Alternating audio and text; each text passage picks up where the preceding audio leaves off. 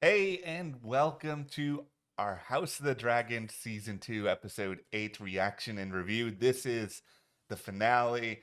I am wearing green because I want to embrace Alicent coming over to Team Black. I want her to feel comfortable. So, this is for you, Alicent. I have been an Alicent defender these past couple of episodes, and here we are. Listen, I'm going to take a little bit of a victory lap because, man, I got like dragged in the comments a few weeks ago when I said that Alicent was going to burn her sons and go over to Rhaenyra and try to strike a deal with her to help her become queen. And here we are in the finale. That's exactly what has happened. I mean, I wasn't like, I'm dying on this hill, but like it felt like that's where she was going. And I know there was a lot of talk of like, well, would she do that to her kids? Would she abandon her kids? She has a happy lute playing son she never sees. So would she leave her kids? Yes, she would. She already has. But I was really excited to see that scene between them. I've always really liked their friendship.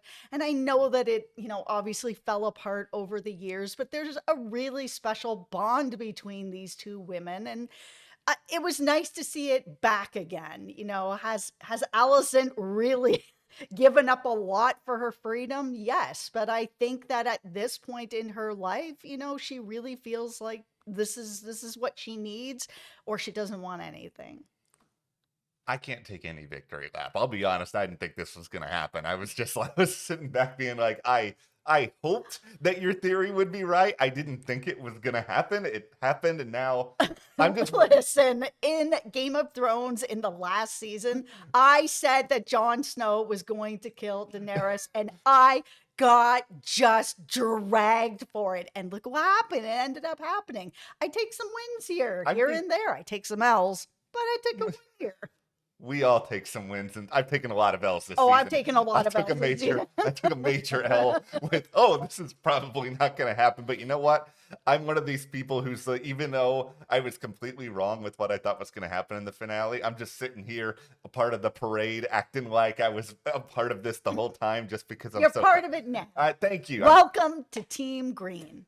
Okay, that's not exactly what I'm saying here. Welcome to Team Black/Green. Welcome to Team. We're coming together. That's right. Well, part of us are coming together. Thank Part of us you, are coming together.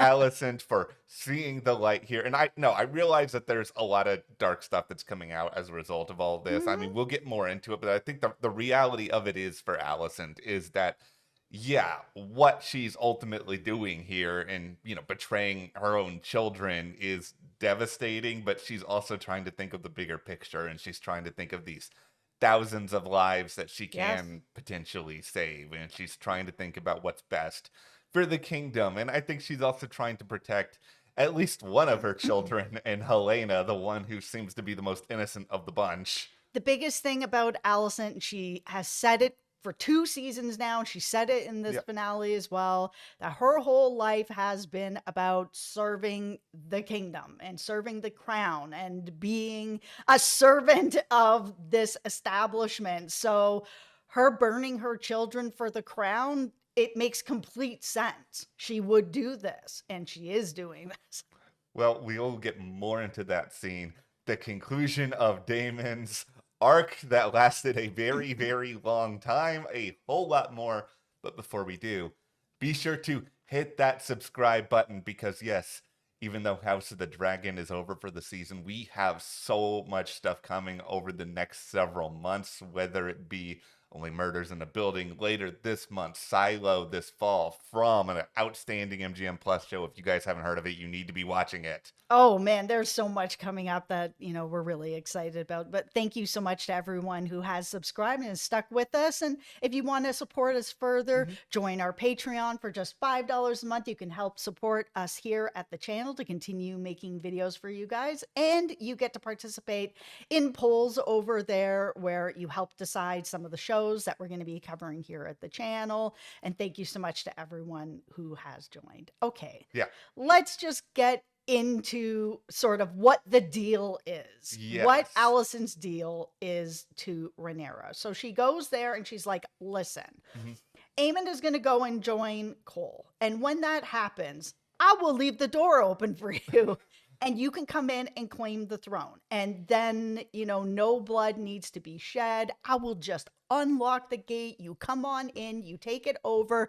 Whenever Aemon returns, you just deal with it, sort of thing. And in exchange, I want freedom for myself, for my daughter. I just want what you used to have. And I loved this conversation because it is something that Alicent has very obviously felt.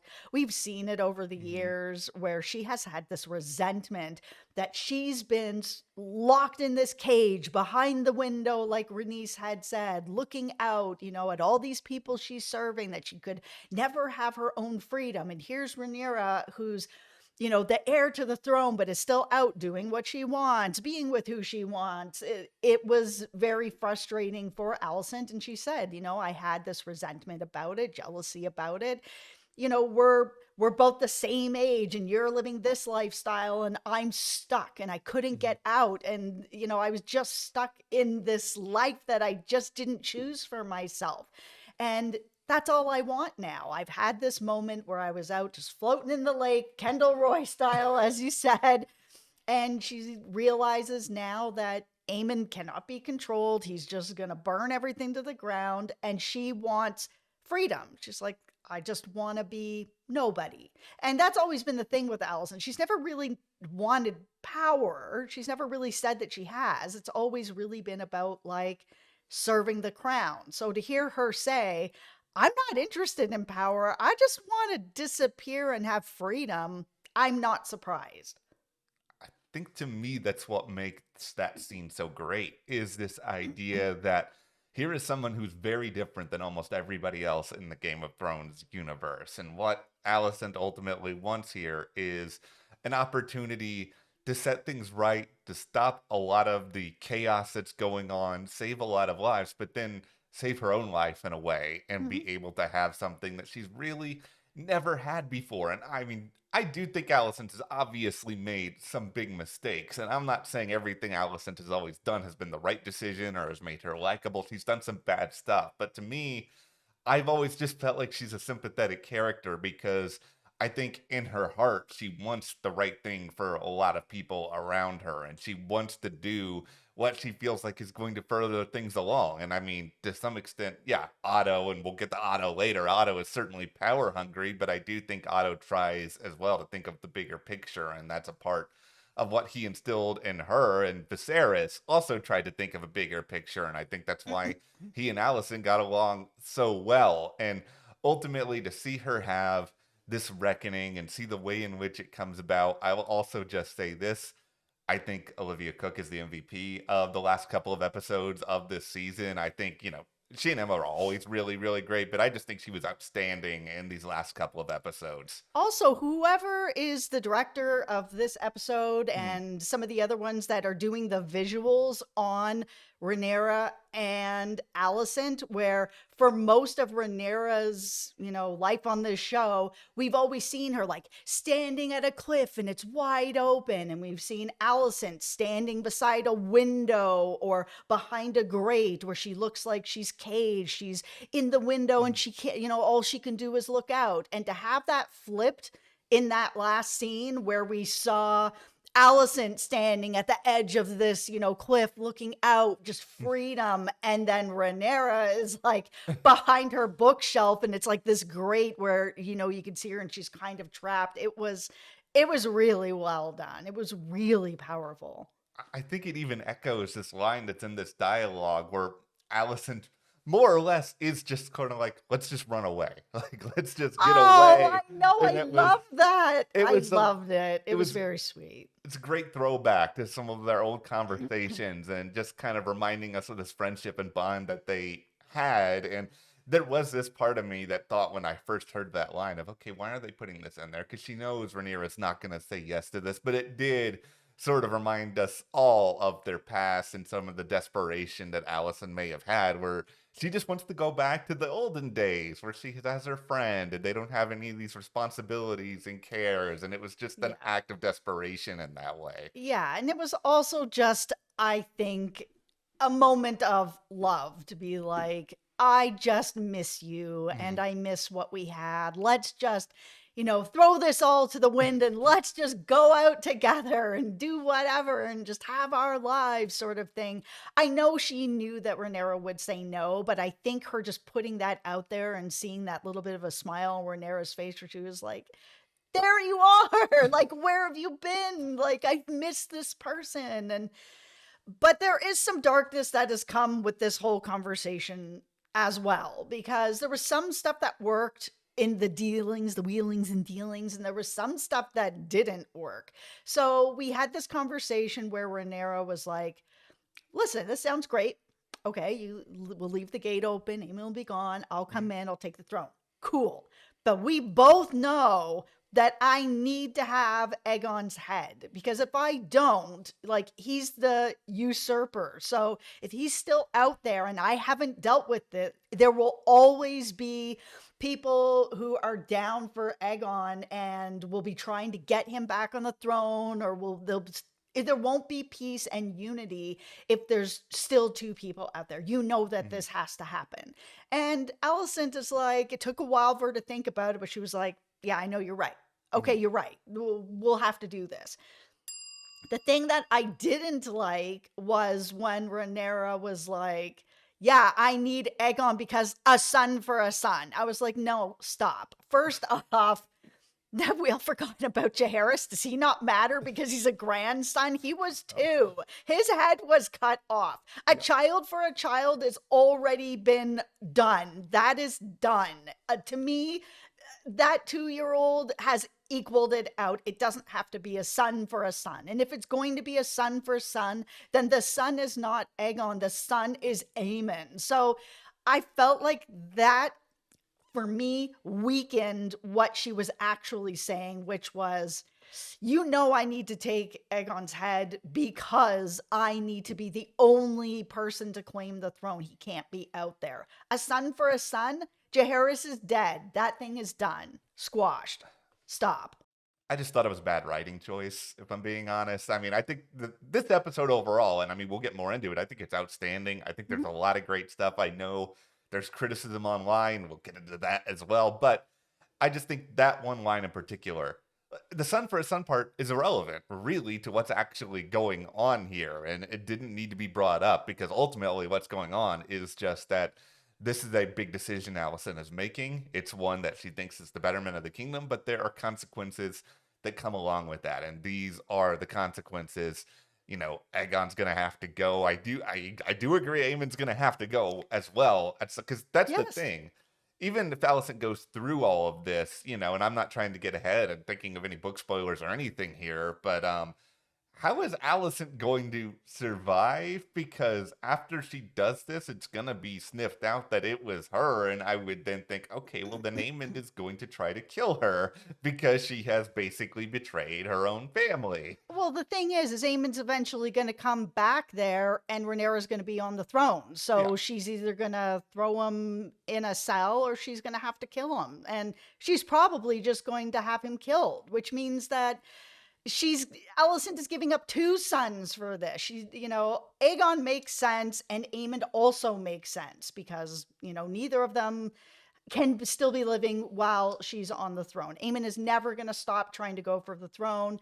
And like we said, Aegon's going to keep the kingdom divided. They both have to go, but it's, a son for a son. You're about to take 2 more of her children. Like, you already have her grandchild. Yes, of course, you weren't the person that sent Daemon out, but Daemon is on your team and he did this. So, and if you want to call it a accident, it was supposed to be Aemon, it was Jaehaerys, oops, okay, the same thing happened with Luke. Yes, Aemon was on his dragon and was after Luke, but they both lost control of their dragons and then it turned into this. Okay, let's get really big picture here now, because I, like I said, really like this finale a lot. I think it delivered a lot of great stuff. However, there are a lot of people that are, where is my dragon showdown? Where is everybody marching to this place? Where's the big action sequence? And I'm not trying to use a mocking voice, even though I know it kind of sounds like I am, but I really think I thought that there was going to be something too. I'll be honest. It felt like they did mislead us a little bit in the promotion for this finale. Earlier this season, they sort of described Rook's Rest as like one of two big sequences this year. And so I went into this finale thinking, okay, here's going to be the next one. Here's going to be the next one. And then it never comes. I'm going to put the tinfoil hat on, Let's put our everybody. tinfoil hats on. Okay.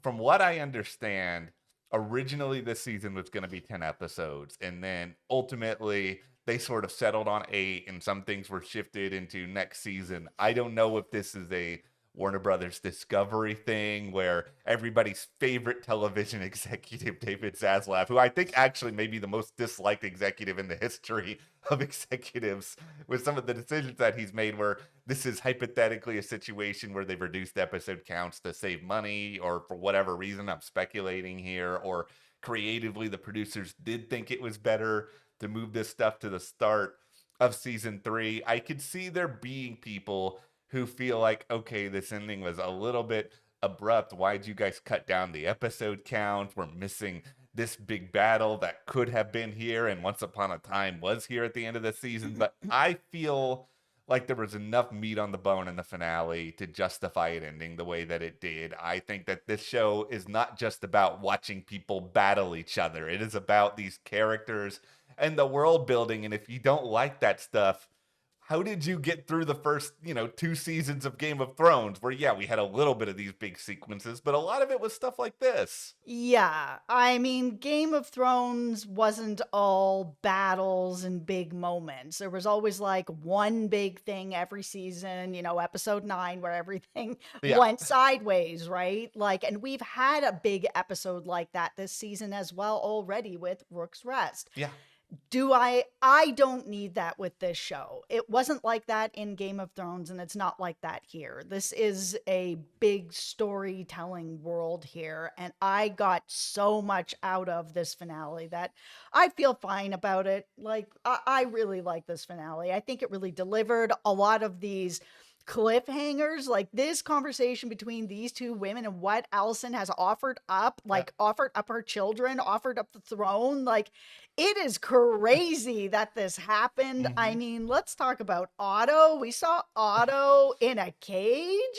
What is going on here? Who has him? Okay. Larys. Yeah. Larys. He's got him. We all know that Larys is Mr. Long Game. I mean, he's Mr. Long Game now, to the extent that he's basically like, okay, Aegon, here's the thing. We're going to go chill over here. We're just going to let these other people come and fight each other. And then later on down the road, we're going to march you in here. And it's like, look, it's Aegon the Redeemer. It's Aegon all these things that Aegon is actually the opposite of. But this is Larys kisses up better than almost any person I've ever seen. And he's really good at sort of selling this plan. But I think ultimately, once again, Larys knows that at some point Otto is going to have a voice and have some influence. And we also know that, Aemond wanted Otto's involvement to some extent. And so ultimately, Larys has got a bunch of plans going on here. He's got one plan with Aegon. He's clearly got something else going on here with Otto. And he's just trying his very best to sort of juggle all these different things and hope that it works out. I mean, my biggest concern with all of this is just that in order to keep Otto locked up, you're going to need some people who are on your side, Larys.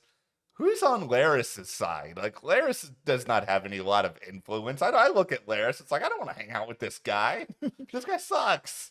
He's got the king right now, like, it's absolutely him. Aemond told him, I don't want you as the hand. I want my grandfather back. Go get Otto. He was sent to go get Otto, and now Otto's in a cage. Yeah. Larys has him for sure. But why hasn't Larys killed him? That's the bigger question, right? He doesn't need him to be around. It's a problem. So why not just stage his death as some sort of an accident or whatever? What are you keeping him for? You need him to be gone.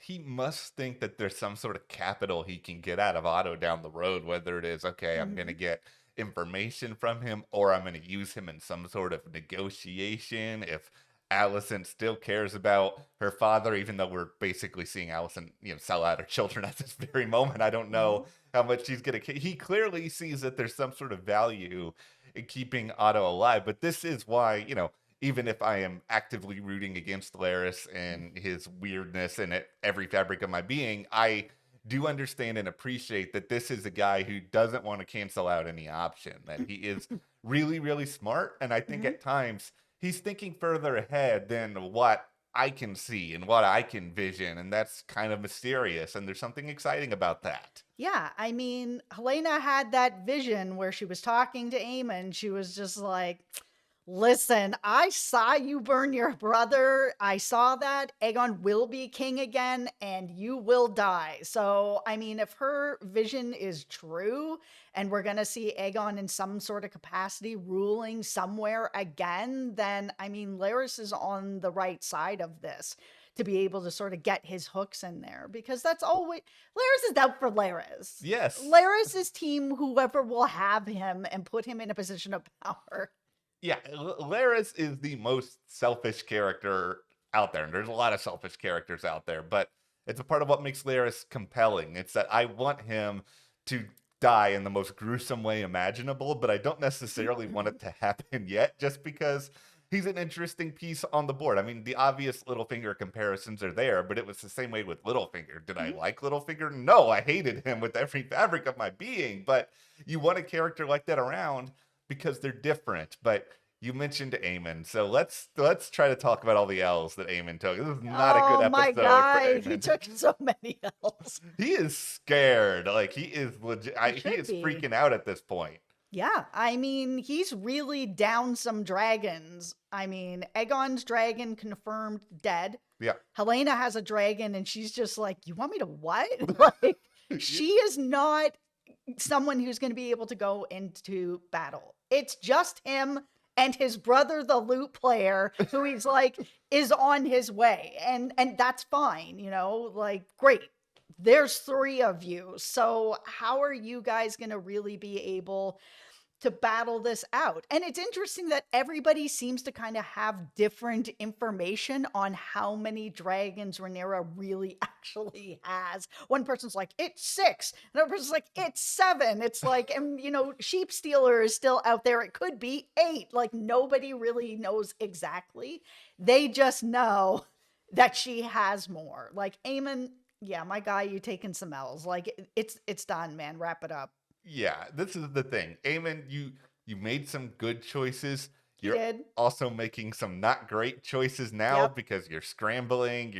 He's somebody who does need to think things through. We've seen that throughout the season. Like, he has studied, he has prepared, but there's a difference between having a long-term plan and then having to think on the fly. And this is, to me, definitely not Aemon's strong suit. No. I think he's acting a lot out of emotion at this point. Yeah, and I mean, Rhaenyra also was having some problems with, her group as well, because, she's asking her 3 new dragon riders to basically be like, be ready in 2 days to go to battle. Like, this is before the conversation with Alicent. She's sitting down with 3 people who have never really ridden a dragon before. Now they're all of a sudden dragon riders. They don't have a lot of experience.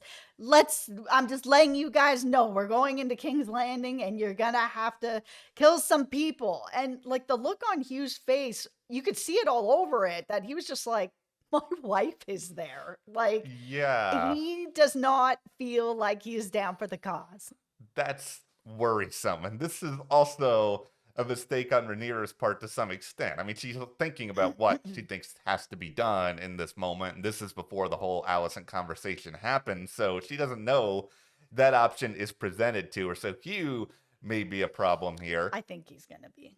Ulf. Can we take Ulf's car keys away? Because I have a lot of thoughts here about Ulf. You've got him wandering around, not following any protocol, basically looking at Jason. Oh, look at your hair. This guy is such a loser. You guys are outnumbering them so much. Do you really need this guy? Ulf is basically, okay, I'm going to make a basketball analogy here because I love basketball. There's always on a basketball team the 11th or 12th guy on the bench. And in the olden days, you would call this person the goon. And the whole purpose of the goon is you bring that person in when you want to foul Shaq like 6 times because he's a terrible free throw shooter and you want to try to win the game.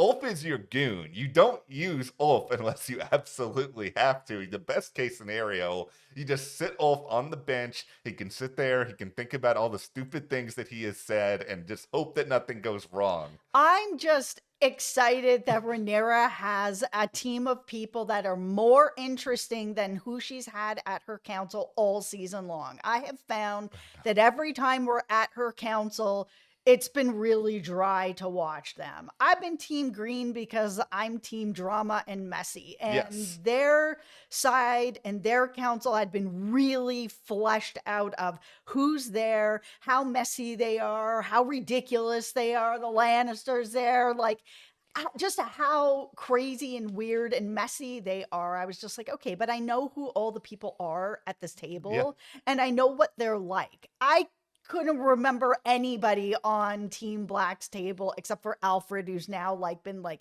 Daemon, you'll make the better king. Like, okay, surprise. I'm going to do a press conference here on behalf of Team Black. We at Team Black do not claim Sir Alfred. He is now officially... Oh, no, you do. No, he is our version of Kristen Cole, who you have not claimed for at least 2 months now. See, every team apparently... I may claim him now. Now you're going to claim Kristen Cole. Yeah. Why? Why do you want Kristen? He's the worst. He is the worst. But I'm all about people who are turning a leaf and who have had sort of a come to God moment. That whole scene with Kristen, and since he was at Rook's Rest and he saw what happened with those dragons and what happened to his men, has changed him to his core. Like, he is very, down in the dumps, but he's also very reflective and very much like how small I am of a person. And I don't mean small like he's a terrible person, because he is, but like small in the grand scheme of things, to be like, wow, I had this big group of people that I was in charge of. I brought them here. They all got burnt to a crisp, like, because of what's going on with these dragons. Like, we are so not important in what's going on. Like, what does this sort of matter? Like, and how I've been behaving. Like, he's very clearly in love with Alicent at this point. This isn't just like, he's calling her up for the nightly hookup. At this point, he's really reflective, where he's kind of like, what matters in my life? I watched this happen, and now I'm really thinking about honor and what that means and what that doesn't mean, and how I've been behaving, being like, I'm honorable, but yet I'm going to do this with Alicent, or I'm going to do whatever. It felt like a real honest change. And I'm always about characters and people in life that can change, because I believe anybody can change. Everybody's capable of it. Characters, people, whatever. So to actually see this character have that conversation and have it be so real about his honor and how it's just BS, I was just like, wow, this guy's really thought about this, and he's really come to turn around. I'll take him. Yeah, I'll take him. Come for me in the comments. I hate that you're right about this. Oh, yo! I don't know why I'm high-fiving this, but it is just like clap for suffering. Okay. We have all suffered watching this guy just suck for almost 2 seasons. This is the thing. It's sort of having to readjust my mind, because hating Kristen Cole has been so much fun, but now I'm being presented with the reality of the truth, which is that everything you're saying makes right and makes sense. And then I'm like, oh yeah. So he actually is a person. He's not just somebody that I can point at and laugh, and it's all right. Kristen, you are becoming more complex. I still do not want to root for you, but you know what? If you want to be on the show for a little while longer, we'll see how things go. However, Alfred, you can fall in a hole. I hope I never see you again. You are the worst character. You suck. You have no depth. You're just Team Daemon. And with that in mind, let's get into the Daemon story, because I know we're like 30 minutes in and we're only talking about this now, and it was so crazy. That vision that he had, I had the biggest smile on my face. I was like, oh my God, it's Daenerys. It's her three dragons. It's the three-eyed raven. It's Rhaenyra's queen. Oh my goodness, it's the White Walkers. I just was like in my Game of Thrones feelings watching all that. It was so freaking cool. I loved it. Now, does this take away from me complaining about Daemon's story for the past like 3 weeks? No, because I still feel like, and I will die on this hill, that they could have made just an entire episode about Daemon and just had the entire episode be his Harrenhal adventures. They didn't have to space all of this out throughout the entire season and make it feel like it was being drawn off. But this was a great payoff. I'm not going to pretend like it wasn't. Seeing all these little nostalgic elements. I mean, and it also just turned out to be about more than just nostalgia. I mean, him seeing all of this was actually the real catalyst in a way that his interactions with Viserys, with young Rhaenyra were not, where he sort of understood, oh yeah, there's a much bigger picture here. There's a lot of different forces at play. This is not about me, which for the first time in Daemon's life, he's not thinking the most selfish ideas anymore. He's thinking about how can I actually try to help the kingdom, and the best way for me to do that is to go and bend the knee for Rhaenyra. And I hope with every fabric of my being that this is over now, because if you start doing the me show again next season, Daemon, I will lose my mind at you. No, I think he has changed as well. This is really an episode about change and this coming to God moment where you're really like taking a deep look at yourself and what you're doing and the path you're on and why you're on it. And for him, I think some of those visions, seeing Daenerys with her three dragons, the biggest one, the White Walkers, that it's kind of like, okay, well, if the White Walkers come out and we don't follow this path, we all die. And so it's not even really about, what's best for the kingdom. Oh, Rhaenyra's best for the kingdom. She needs to be queen so that all the other pieces fall into place so that everyone can defeat the White Walkers and it can continue to go on and life can still happen. And if he doesn't participate in a support role to make sure that that happens, then he is the reason everyone dies. It's a lot for a character like him to carry. And I think ultimately this is a big reminder that Daemon, he does have feelings. He's not just completely isolating what is best for the kingdom from himself. Like, it's a real moment of growth for this character. I mean, it does also ask a lot of questions still about Alice Rivers and like whatever her motivation is through all of this, because it's been a huge mystery for pretty much the entire season. What is she really trying to do? Like, my feeling on it for a while was that she was kind of working with Larys to keep him busy and keep, try to break him and Rhaenyra up. But like now that they brought up the White Walkers, and that was really one of the big things that turned Daemon around, like hearing him say winter is coming, I was like, oh my goodness, her, I think, motivation is about that, which is to save humanity. Because if Daemon doesn't go into this support role, nothing else works out and they all lose. It's true. It's something that one of the most grave things in this world, and it's the thing that really turns Daemon around. His reunion with Rhaenyra, I'm glad they didn't save that till season 3. I would have been really upset. It was so good. What a payoff. Yeah, that worked out really, really well. I'm glad that is settled. Now, we're getting near the end of this video, but I do want to spend a couple of minutes here talking about everyone's favorite punching bag, and that is Tywin Lannister, who spends at least 5 minutes of this episode with the pirates, and things take a pretty weird turn at a couple of different points where apparently he's going to have a lot of babies now. Congratulations, Tywin. Yeah, it was so weird, wacky, but fun to watch. I've always enjoyed the Lannister family because they are just so weird. Yeah, this was... I kind of feel like the whole idea behind all this is we know that, he had already been sent off to try to find some sort of way to get around the whole shipping route disaster that's going on. But it was just kind of a reminder of, okay, this is another part of Westeros that is out there. But also, guys, we have some serious stuff that's coming. We have important discussions. So here's just a little bit of something for you guys to have fun with along the way, including Tywin's adventures with pirates, which I'm not saying I would watch multiple seasons of that, but I would probably watch like a 6-episode limited series about that. I'm just throwing that out there. Yo, I would watch a whole spin-off on these pirates that they're hiring. I feel like they're going to be so interesting, and they've had a lot of interesting adventures already that I would watch that. You guys did such a good job with this finale that I have not even complained about the fact that Cregan Stark is somehow still not there yet. We saw him in the premiere. Where is the Starks? Listen, we saw the banner of the Starks marching through, so I mean, like, somewhere out in the world, that's fine. We saw some Lannister banners as well. I was like, oh, that's awesome too. Like, they're out there, but I mean, it at least fixes your teleportation problem that you had in Game of Thrones, right? Like, it takes a while to get there. That's okay. I guess I'm just sitting here and being like, Ulf can fly to King's Landing in a pretty short amount of time.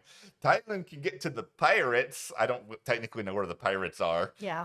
But Cregan Stark, did you get drunk and then just like wake up 4 episodes later and be like, I gotta get my men down there now? Like, what happened? Yeah, it's just taking some time. I'm okay with that. There was so much other stuff going on that I didn't need that as well. This finale has really set up season 3 for an interesting start. I mean, right now, Rhaenyra thinks she's going to be able to just walk in the gate, take Aegon's head and take the throne. She has no idea that he has been whisked away. Alicent doesn't know either. Like, it's going to be really interesting to see what happens when Alicent gets back there to be able to unlock the gate and sees that her son is gone. Yeah, that's the thing, is that we tied up some loose ends, but we've also introduced a lot of other ones. It's a Yeah.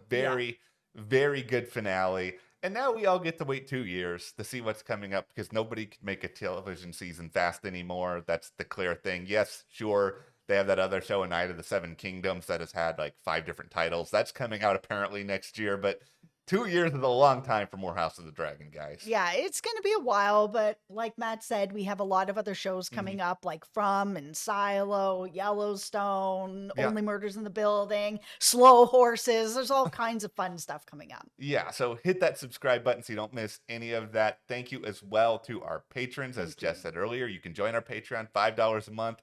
Vote in polls, help us decide what sort of shows to cover here. Thank you guys so much. We'll see you here next time.